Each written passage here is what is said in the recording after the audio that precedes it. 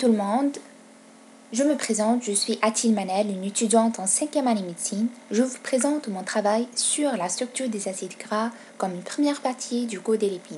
J'espère que ça vous aidera à bien comprendre. On commence avec une petite introduction sur les lipides. On dit que les lipides constituent la matière grasse des êtres vivants et représentent la forme de réserve énergétique la plus importante. Ces réserves sont bien plus importantes en quantité que les réserves en glycogène. Ces réserves vont être sous la forme des graisses chez les animaux, bien huile chez les végétaux. Si on va chercher l'origine des lipides, on dit que les lipides ont une double origine. Une origine exogène, exogène veut dire de l'extérieur, veut dire que ces lipides vont être apportés par l'alimentation. Cette origine exogène sera subdivisée en deux selon le pourcentage. Le pourcentage le plus important est de 95 à 98%. 95 à 98% des graisses alimentaires sont ingérées sous la forme des triglycérides, qui sont des lipides neutres.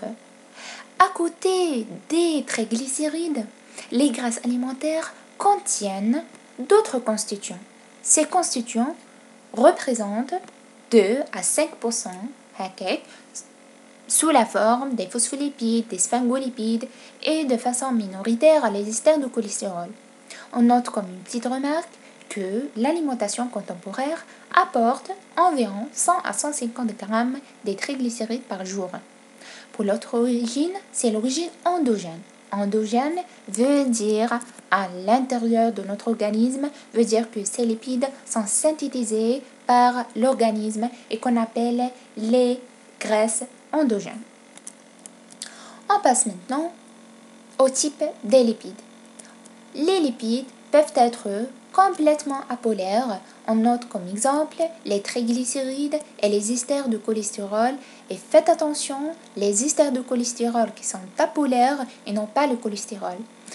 Alors, pour l'autre type, c'est les lipides bipolaires, amphiphiles ou bien aussi amphipathiques. On note comme exemple les phospholipides et aussi le cholestérol.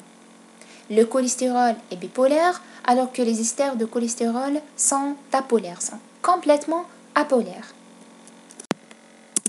Passons maintenant à un point qui est très important. On dit que les lipides sont des molécules qui sont très hétérogènes sur le plan structural.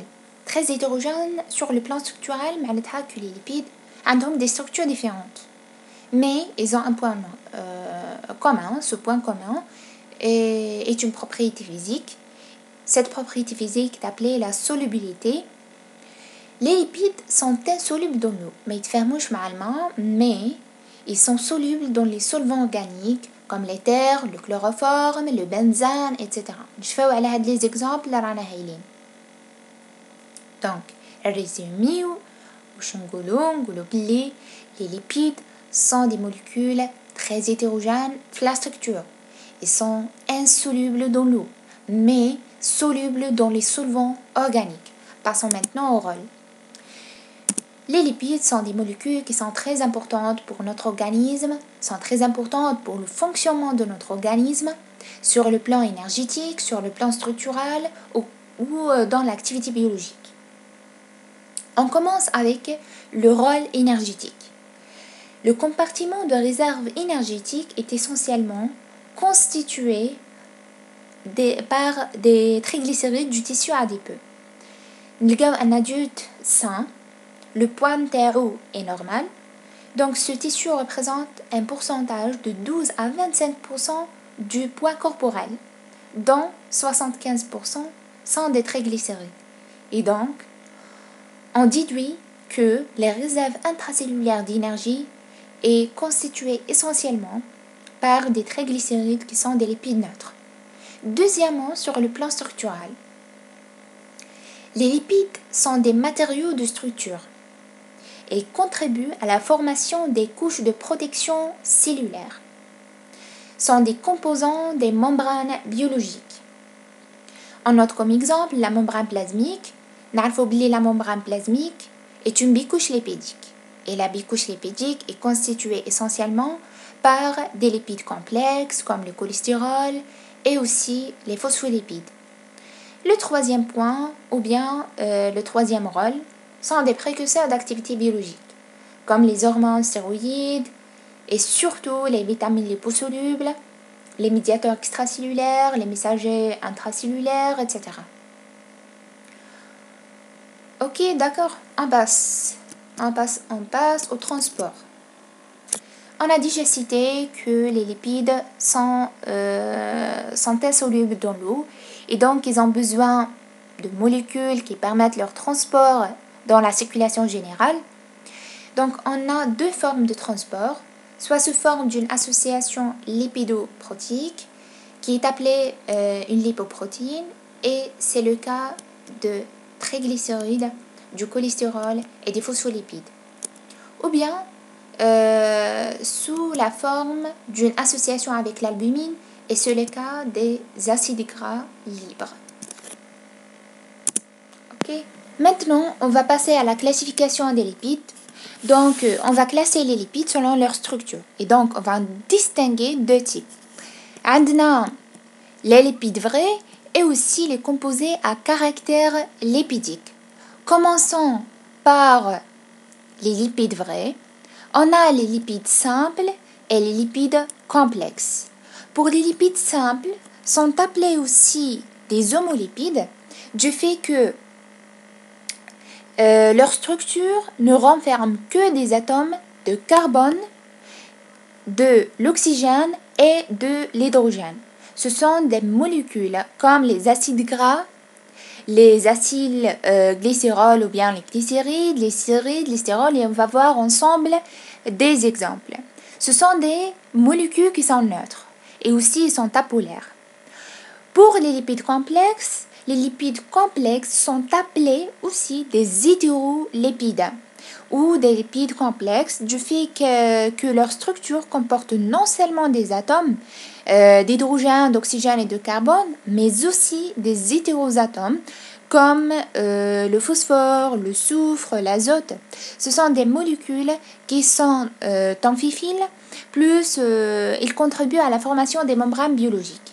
Et donc, on dit que les lipides simples sont appelés aussi les homolipides et les lipides complexes sont des hétérolipides. Pour le principe de la formation d'un lipide simple, on dit qu'un lipide simple est constitué après une estérification d'un alcool par un acide gras. Et donc, on dit qu'un lipide simple, c'est une association d'un acide gras avec un alcool ou bien une estérification d'un alcool par un acide gras. Donc, passons maintenant. Donc maintenant, on va parler sur les exemples des lipides simples. On a trois types de lipides simples, les glycérides, les stérides et les stérides. Premièrement, les glycérides dont l'alcool est le glycérol. Deuxièmement, les stérides dont l'alcool est un alcool à longue chaîne aliphatique. Et troisièmement, les stérides dont l'alcool est le stérol. Pour les stérides, ils entrent dans la formation des cires. Pour les stérides, on les retrouve principalement de façon abondante dans le plasma sanguin.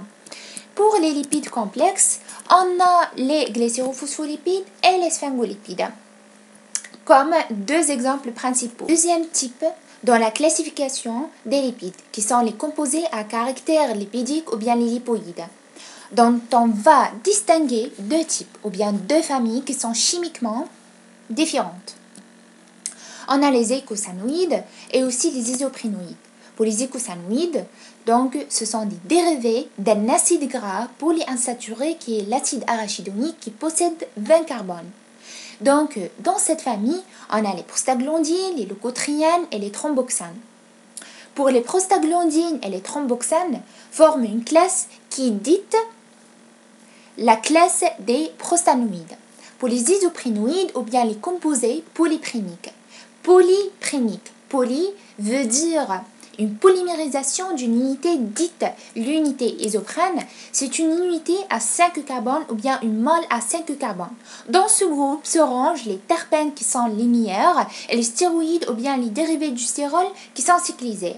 Mais il existe des terpènes qui sont cyclisés, mais pour plus de facilité, nous garderons cette distinction entre les deux classes, c'est-à-dire entre les terpènes et les stéroïdes.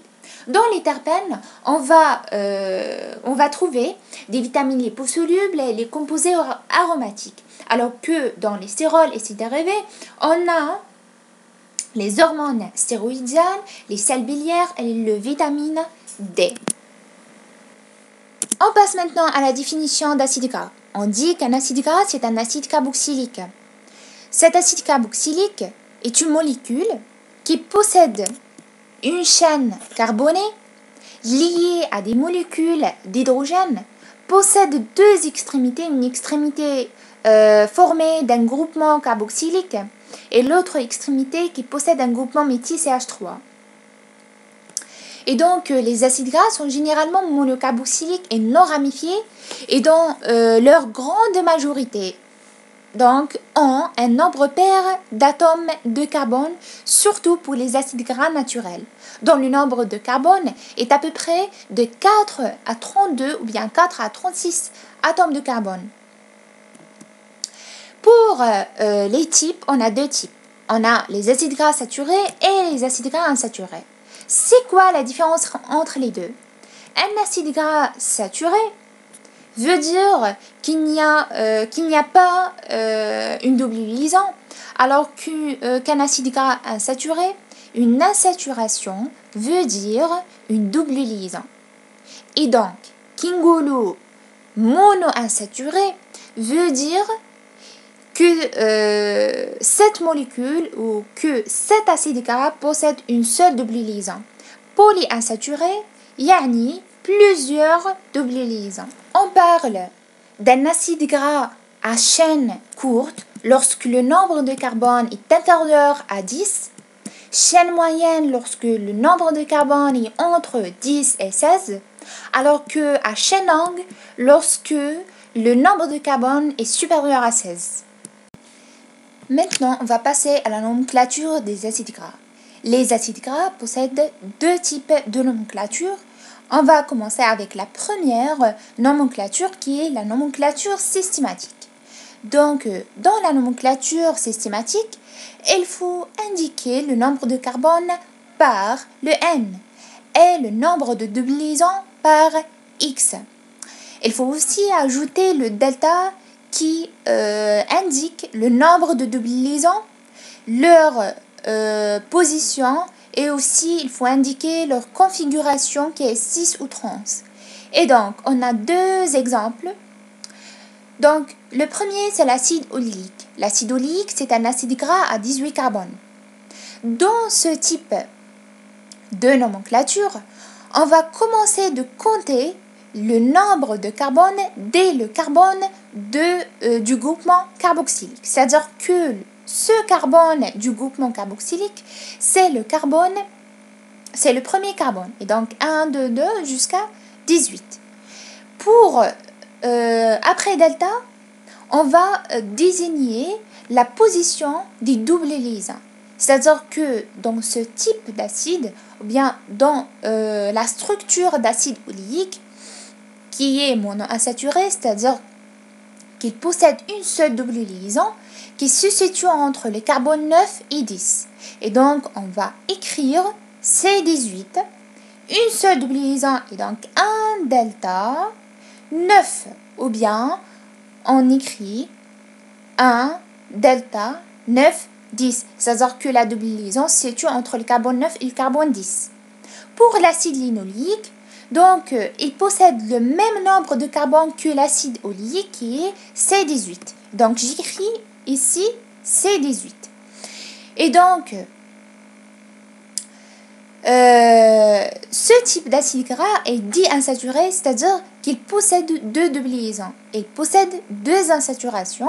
La première se situe entre le carbone 9 et le carbone 10 et l'autre entre le carbone 12 et le carbone 13. j'écris C18, 2 delta, 9, 10, virgule, 12, 13. Ou bien C18, 2 delta, 9, 12. Pour le deuxième type de nomenclature des acides gras, c'est la nomenclature en série. Cette classification est dite oméga. Oméga, c'est la position de la première insaturation, bien la première double liaison au niveau de la structure de cet acide gras. Avant d'entamer les exemples, je voudrais juste citer que avant Bekri darou une nomenclature dite la nomenclature grecque. واش داروا au lieu يبداو يحطوا alpha au niveau du premier carbone, c'est-à-dire le groupement le carbone تاع le groupement carboxylique, ils ont commencé de compter مع le premier carbone après le carbone du groupement carboxylique, c'est-à-dire alpha, bêta, jusqu'à oméga. Oméga, c'est la position du dernier carbone qui est le carbone du groupement méthyle. Et donc, les exemples, on a deux exemples, on a l'acide linoléique ou l'acide linolénique. Pour l'acide linoléique, oméga 6. 6 c'est quoi? C'est-à-dire car en partant de l'extrémité de la chaîne opposée au COH. C'est-à-dire, on va commencer avec ce carbone, c'est-à-dire le carbone oméga, et on va compter.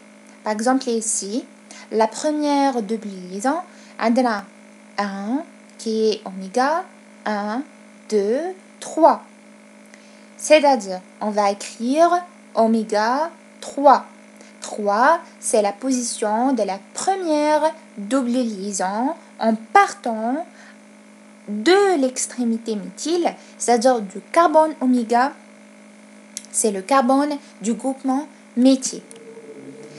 Pour l'acide linoléique oméga 6, on a dit qu'on va commencer de compter par le carbone de l'extrémité de l'autre extrémité, c'est-à-dire l'extrémité opposée au groupement carboxylique, c'est-à-dire le groupement méthyle. On rencontre la première insaturation, c'est-à-dire la première double liaison sur le 6e carbone.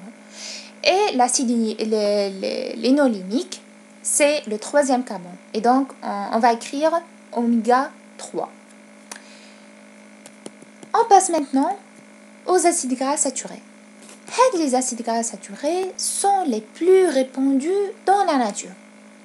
Ils ont une formule brute qui est CnH2nO2. Nous avons CH3, c'est-à-dire ce carbone par oméga. Nous avons N. Donc, par exemple, au lieu de oméga 6, nous avons 1 - 6. 1 - 6. On a trois exemples. On a l'acide palmitique qui est C16, acide stéarique C18 et l'acide myristique. Je vais vous montrer les exemples puisqu'ils sont très importants. عندنا les exemples juste pour dire que c'est le nombre d'insaturations, c'est-à-dire 2 insaturations. C'est la nomenclature systématique. وهذه c'est la nomenclature en série.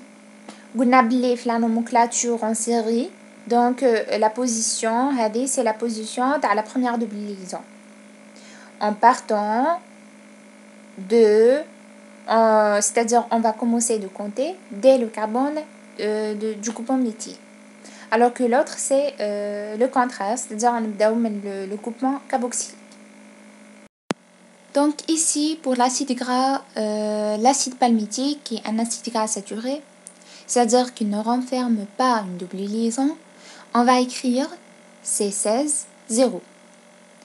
Et pour le N, donc on va écrire soit oméga 3, soit N-3, c'est-à-dire N-1, 2, 3, N-3. Passons maintenant à l'acide gras ramifié. Les acides gras ramifiés, la plupart d'eux possèdent une seule ramification. Et les deux les plus importants sont présents au niveau de la bactérie du bacille de corps, qui sont les acides.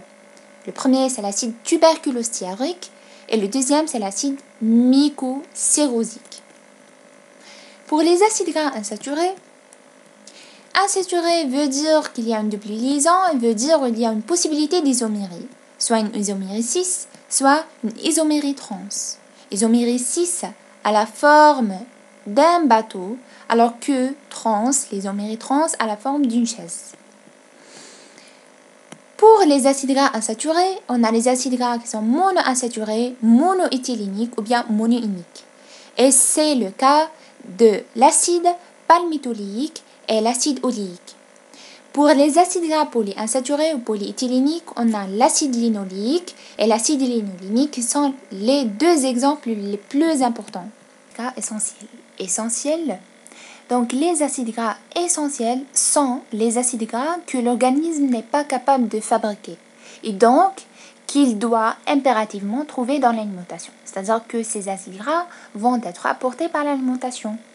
On a 3 types d'acides gras qui sont l'acide linoléique, l'acide linolénique et l'acide arachidonique qui possède 20 carbones et 4 doubles liaisons. Et donc, si on va parler sur l'acide linoléique et l'acide linoléique, on va parler sur l'oméga 3 et l'oméga 6. C'est quoi l'oméga 6 et c'est quoi l'oméga 3? L'oméga 6. L'acide linoléique est le plus petit oméga 6 et qui est le précurseur de la famille des oméga 6. C'est-à-dire, dès que l'organisme reçoit l'acide linoléique, il va commencer à synthétiser donc l'acide arachidonique qui a un rôle métabolique qui est très important. On va le trouver dans l'huile de noix, soja, etc. Donc, ils ont un rôle dans l'inflammation, ils ont un rôle dans l'agrégation des plaquettes et aussi dans la contraction des vaisseaux. Alors que l'oméga 3, on dit que le précurseur de la famille de l'oméga 3 ou bien de la famille des acides gras oméga 3 est l'acide alpha-lénolénique. À partir de ce composé, l'organisme synthétise d'autres acides gras oméga 3, notamment le PA qui est l'acide eicosapentaénoïque, alors que le DHA c'est l'acide docosahexaénoïque. Ils ont un rôle contraire, donc ils ont un rôle opposé au rôle des oméga 6. C'est-à-dire ils ont un rôle anti-inflammatoire, anti-agrégant et aussi ils ont un rôle dans la dilatation des vaisseaux. Donc voilà un tableau qui résume les acides gras les plus importants.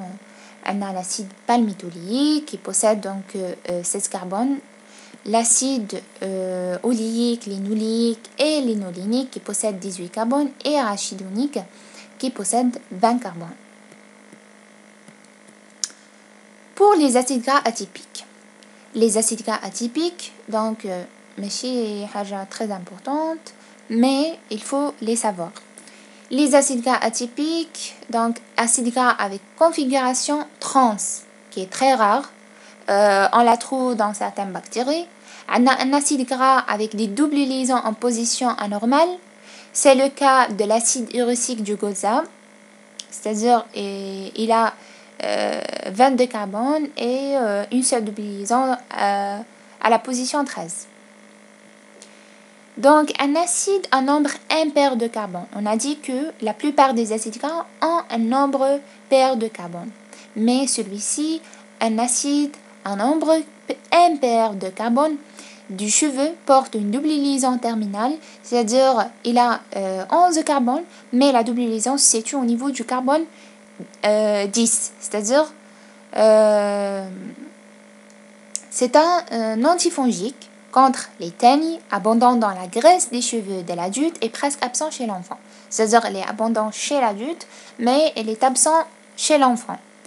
Des doubles liaisons conjuguées existent dans des acides gras de plantes. Certains acides gras contiennent des cycles dans leur structure, tels que les acides gras cyclopenthéniques contenus dans l'huile des graines de saumon gras. Les composés à caractère lipédique. C'est quoi les composés à caractère lipédique? On va dire que ne sont ni des acides gras, ni le résultat de l'estérification d'un alcool par un acide gras, mais plutôt, ils possèdent un caractère commun, comme tous les lipides, qui est l'insolubilité en milieu aqueux, c'est-à-dire ils sont insolubles dans l'eau. Donc, si on va parler sur quelques exemples, on a les prostaglandines. On dit surtout les prostaglandines, qui sont des acides gras cyclopenthéniques de la famille des eicosanoïdes qu'on a déjà cités, et qu'ils dérivent de l'acide arachidonique. Ces prostaglandines sont des médiateurs biologiques à action extracellulaire, c'est-à-dire ils trouvent les facteurs d'adhérence, l'agrégation plaquettaire, la perméabilité vasculaire ou encore des intermédiaires de réaction inflammatoire. Donc, prostaglandine. Prostaglandine, le nom d'hom, j'ai la localisation. C'est-à-dire que les prostaglandines sera la sécrétion d'hom au niveau de la prostate. Maintenant, on va passer aux propriétés des acides gras. Maintenant, on va commencer avec les propriétés physiques. La première propriété physique, c'est le point de fusion. C'est quoi le point de fusion? C'est la température pour laquelle il y a un passage entre l'état liquide et l'état solide. Donc, il faut mettre en tête que la présence de double liaison abaisse le point de fusion et que un acide gras avec un nombre élevé de carbone possède un point de fusion qui est élevé. C'est-à-dire que le point de fusion s'élève avec le nombre de carbone. Les acides gras à courte chaîne sont solubles dans l'eau. Par contre, les acides gras à chaîne longue sont insolubles dans l'eau. Dans une température ordinaire, et qu'on a un acide gras avec un nombre de carbone qui est inférieur à 10, نلقاوه un état liquide. Alors que un acide gras avec un nombre de carbone qui est supérieur à 10, نلقاوه à l'état solide. Donc la deuxième propriété qui est le point d'ébullition. C'est quoi le point d'ébullition? C'est la température où le liquide bout.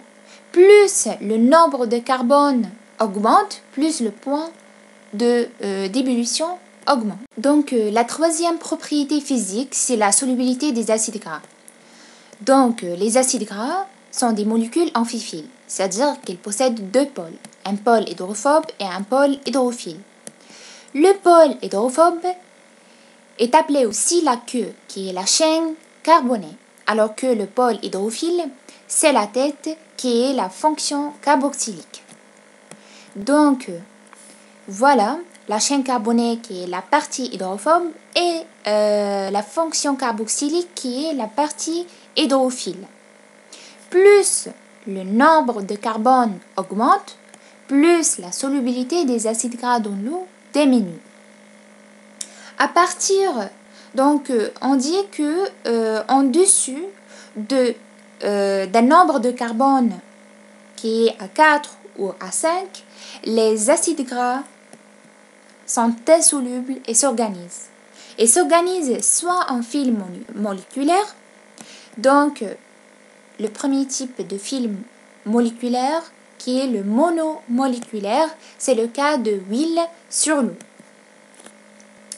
Huile sur l'eau. Donc, on dit que les lipides, on a dit que les lipides possèdent au sein de leur molécule un domaine dit hydrophobe. Et donc, ce domaine hydrophobe, il va rejeter l'eau. À l'inverse, donc, il va rejeter l'eau. À l'inverse, donc, le pôle hydrophile se mélange à l'eau. Donc, et voilà, donc, pourquoi l'huile et l'eau ne se mélangent pas. Le deuxième type, c'est la bicouche lipidique et c'est le cas de la membrane plasmique. C'est-à-dire, elle est constituée donc, des phospholipides dont le pôle hydrophile sera à l'extérieur alors que les pôles hydrophobes se rencontrent à l'intérieur. Donc, le deuxième type d'organisation, c'est l'organisation en micelle. Donc, on a la micelle de savon autour d'une tâche, avec la tâche du gras. On a le savon qui nous permet de nettoyer le gras. Effet, donc, le savon, عنده تانيك un pôle hydrophile ou un pôle hydrophobe. Donc, les domaines hydrophobes du savon vont interagir avec les domaines hydrophobes des graisses. Parallèlement, les domaines hydrophiles du savon vont interagir avec l'eau, c'est-à-dire à l'extérieur. Voilà la première illustration qui est sans savon, c'est-à-dire l'eau glisse librement. Alors que par la présence du savon, la queue hydrophobe des molécules du savon, c'est-à-dire cette queue qui est hydrophobe, s'accroche au corps gras qui se retrouve piège dans la micelle. Les têtes hydrophiles s'accrochent quant à elles aux molécules d'eau, décollant la graisse de la peau et l'attirant dans l'eau, c'est-à-dire ينحوها من la peau وتمشي مع الماء. Donc voilà, هذه la molécule du savon عندها un pôle hydrophile يتفاهم مع الماء alors que le pôle hydrophobe تاعها يسقف la graisse. Donc formant une micelle qui se détache de la peau. Le deuxième exemple, c'est l'exemple de la bulle savonneuse. On sait bien que la bulle de savon est une sphère. Cette sphère est remplie d'air, est entourée d'un film d'eau savonneuse. C'est quoi l'eau savonneuse? Ça veut dire que l'eau va être emprisonnée entre les pôles hydrophiles du savon. On sait bien que le savon donc est constitué de phospholipides et les phospholipides donc sont amphiphiles et donc les pôles hydrophiles du savon vont interagir avec les molécules d'eau qui sont polaires alors que les pôles hydrophobes vont interagir avec l'air à l'extérieur, On passe maintenant aux propriétés spectrales. Les acides gras sont incolores, mais lorsqu'il y a dans la structure des doubles liaisons conjuguées, on va voir un spectre à l'ultraviolet. Si des positions sont en position malonique, on a deux liaisons simples qui séparent deux doubles liaisons. On peut les rendre en position conjuguée, mais c'est quoi conjuguée? Conjuguée, معناتها que يكونوا عندنا deux doubles liaisons qui sont séparées par une liaison simple. Une liaison simple, alors que malonique, deux liaisons simples. Mais comment? نديرو un chauffage à 180 degrés pendant 1 heure plus potasse alcoolique. Cette propriété permet le dosage des acides gras. Pour les propriétés chimiques, on a des propriétés dues au groupement carboxylique. On va commencer avec la salification des acides gras. C'est quoi la salification des acides gras? C'est la formation des sels. Donc, le traitement d'un acide gras avec un hydroxyle métallique, comme le NaOH ou bien le KOH, aboutit à la formation d'un savon. Et donc, remarque, les savons sodiques sont durs, alors que les savons potassiques sont mous. C'est-à-dire que le traitement d'un acide gras avec du potasse va donner des savons mous, alors que du sodium va donner des savons qui sont durs. La deuxième propriété, c'est l'estérification. C'est quoi l'estérification? Cette réaction est la base de la formation de toutes les classes des lipides. Donc, on a dit qu'un lipide, c'est l'estérification d'un alcool par un acide gras. Et donc, deuxième propriété, c'est les propriétés qui sont dues à la présence de double liaison. La première, c'est la réaction d'halogénation. On dit que la réaction d'halogénation est appelée aussi la réaction d'addition quand un acide gras qui est monoinsaturé, c'est-à-dire qu'il possède une seule double liaison, est traité par un halogène brome ou bien de l'iode, on obtient un dérivé dihalogène au niveau de la double liaison. C'est quoi dihalogène? Voilà, avec X2 qui est l'halogène va donner au niveau de la double liaison, les carbones qui entourent la double liaison, donnant un dérivé dihalogène, c'est-à-dire 2. Donc, une des applications de cette propriété est la détermination de l'indice d'iode. C'est quoi l'indice d'iode? L'indice d'iode. La définition d'indice d'iode, c'est la quantité d'iode en grammes fixée par 100 grammes de lipides. Ou bien, on dit que c'est la masse de d'iode exprimée en centigrammes capable de se fixer sur les insaturations, c'est-à-dire sur les doubles liaisons des acides gras contenus dans 100 grammes de lipides. Et donc, madame يلصق les insaturations, c'est-à-dire au niveau des doubles liaisons, كل ما يزيد le nombre des doubles liaisons, كل ما l'indice d'iode يطلع. Deuxièmement, on va parler sur les réactions d'hydrogénation. C'est le même principe. عندنا un acide gras qui est monoinsaturé par un mécanisme enzymatique ou industriel. Il fixe avec l'hydrogène sur une liaison insaturée qui conduit aux acides gras saturés. C'est-à-dire il y a une disparition de la double liaison et remplacée par une seule liaison après la fixation de 2 H.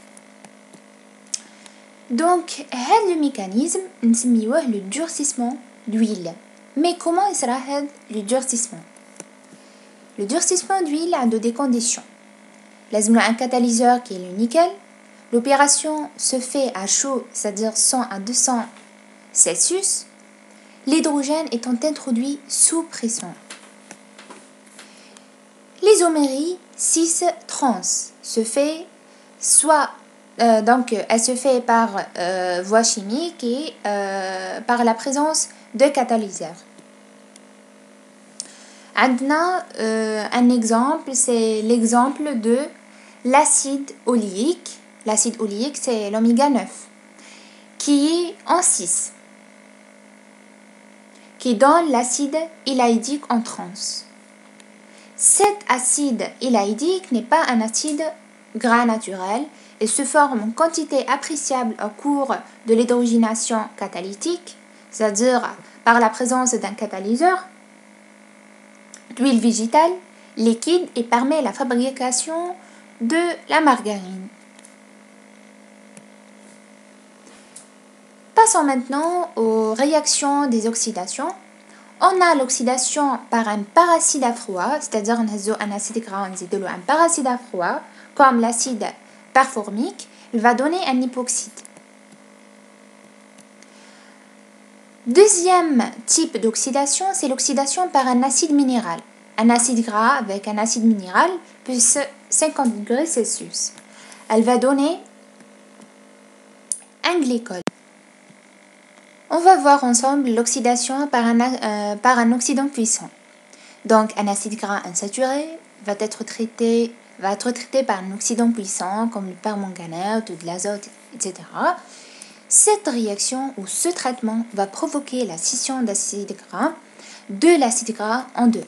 C'est-à-dire elle va donner un monoacide plus un diacide.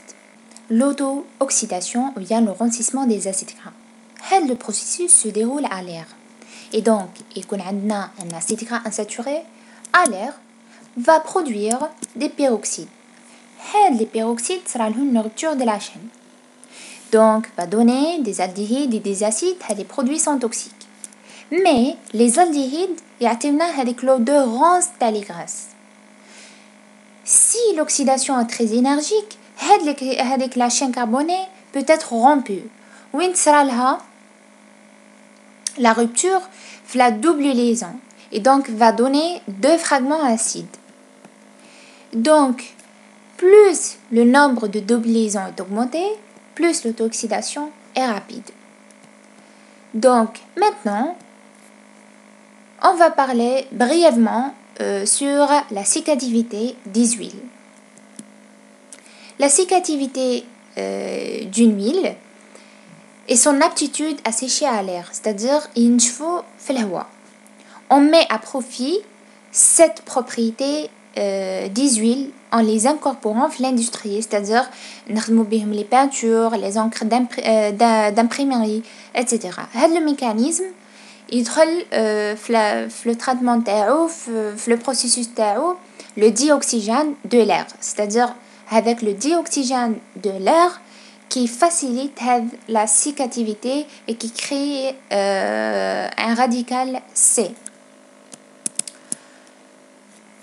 Enfin, et le dernier point qui est l'oxydation biologique. L'oxydation biologique, par exemple, les lipides insaturés des membranes subissent une dégradation après une agression d'oxydation, comme les irradiations ultraviolettes, les radiations ultraviolettes, les espèces réactives de l'oxygène comme les peroxydes ou les radicaux libres. Mais un agent protecteur, par exemple, on a déjà vu les terpènes, la vitamine E. La vitamine E, c'est un composé qui est terpénique. Un effet protecteur contre cette dégradation. On a aussi les oxygénations enzymatiques par les oxygénases, par exemple, l'acide arachidonique, des oxygénases, va aboutir à la production des prostaglandines. Et voilà, la partie de la structure est terminée. Je vais mettre dans quelques jours la partie du métabolisme et merci pour votre attention.